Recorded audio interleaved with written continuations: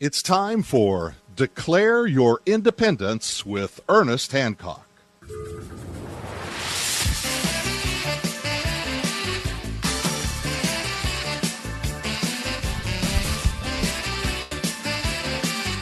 Welcome back to Declare Your Independence with me, Ernest Hancock. My special guest, Lisa Hajjar from the University of California, Santa Barbara, and she has an opinion on the Middle East. Now, this is where I'm going. I'm trying to build up, trying to get an understanding because of this one simple thing. The Panama Canal here that separates or allows us to bisect with big giant ships the South America and North America has the same kind of impact. Big giant commercial, oh my goodness, we want to ship it from anywhere in Asia, the Persian Gulf, whatever, through to go to Europe, goes right through Suez Canal. They got to go all the way around the Horn of Africa. Heck no. And this has been such an important thing that even in the early days of steam machinery, I mean, it was back in the day that they did, and I think I'm right. I remember it was right after the Civil War here in the United States in the late 60s, early 70s of 1800s is when they opened the Suez Canal. And it's been a point of contention ever since. So, and even before that. Now, Egypt is an ancient culture. It's not like they, haven't gone through their cycles of pharaohs and somebody wants to rule them. And they're evolving, certainly with the internet, with the concept of, hey, can we go in ourselves? My contention is this. Throughout history, Egypt as a point of commerce for Asia, the Middle East, Europe, Africa. I mean, man, they have been blessed with a strategic location that is perfect for being a hub of commerce for these areas, and they have the Nile Delta. That flood, that annual flooding, well, now with the dam and so on, it supports the Nile River Valley. Tens of millions of people can have a quality of life that normally they would not. So this makes one of the reasons, I got a bee in here. Oh, my goodness. Yeah, now, this is interesting because for thousands and thousands of years, this has been a thriving metropolis. Now, I look at this one point. If the United States was not comfortable with the ultimate control and or we get to use the Panama Canal, it never would have went back to Panama.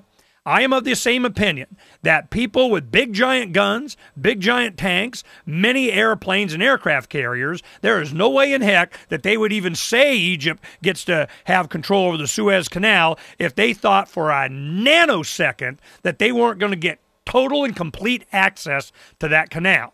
Now, I make that statement, Lisa, and I just want to know how far off am I? Well, I mean, there's nothing contentious about the Suez Canal, regardless of what, kind of government Egypt would have. Every government wants to ensure that the Suez Canal continues to be a means through which shipping can go. During the revolution over the last several weeks, the Suez Canal workers did go on strike for several days, but as a means, contributing to the large demonstrations to pressure for the toppling of the dictatorship of Hosni Mubarak. But there is the Suez Canal is not a point of contention. I mean, its, continued operations are, going to be in the interest of any Egyptian government, regardless of, who's in power or what the nature of the regime is. So Suez Canal, safe, fine, no problem. Okay, let me ask this question, a simple question. When they went on strike, some of the workers and everything, did it curtail, stop, or slow down?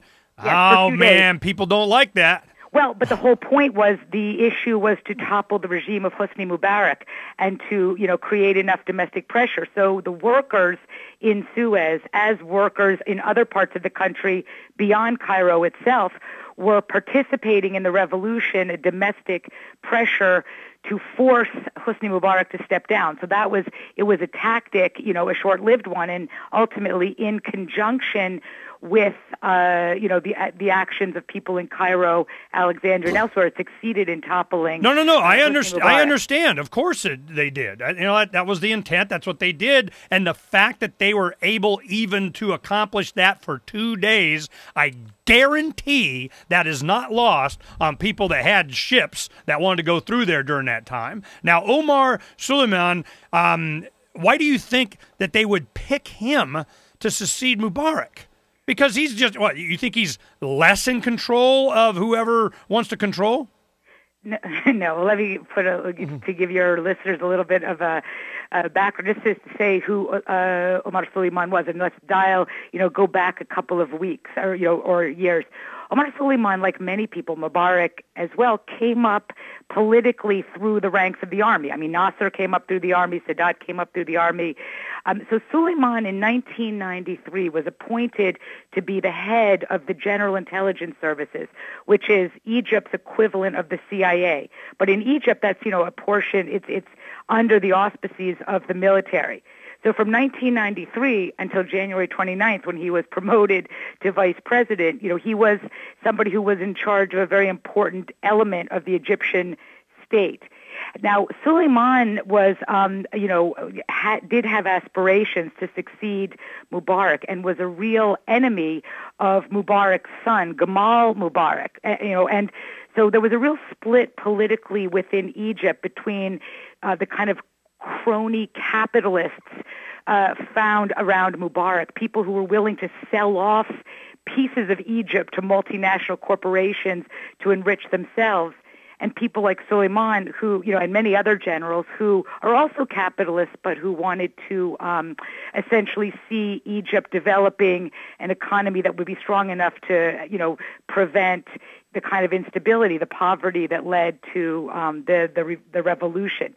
But, Suleiman's claim to fame and why, Mubarak was shrewd in appointing him was because of the fact that it really was the CIA's man in Cairo. I mean, he was somebody who helped since the Clinton administration develop certain kinds of bilateral cooperations in dealing with Islamist terrorism. And under the Bush administration, he was an active participant in facilitating America's extraordinary rendition program, which was where the CIA would kidnap people from places around the world, either disappear them into CIA secret prisons called black sites, or transfer them to third countries for torture by proxy. And Egypt was a favorite torture destination, and Suleiman was really the person who was very much involved in torturing. Oh, he personally tortured people, didn't he? Yeah, well, he tortured at least 2 people personally,